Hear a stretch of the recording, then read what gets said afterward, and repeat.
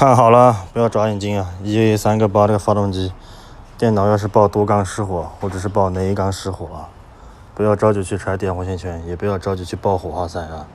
先用手摸摸看它后屁股上这个头还在不在啊？你看它后面这个头没有在了啊，然后它也没有漏机油。这个时候不要着急去找那个头，它没有在外面，在里面被吸进去了啊。是这个飞机阀坏了，它里面负压太大了，直接把那个堵头给吸进去了啊。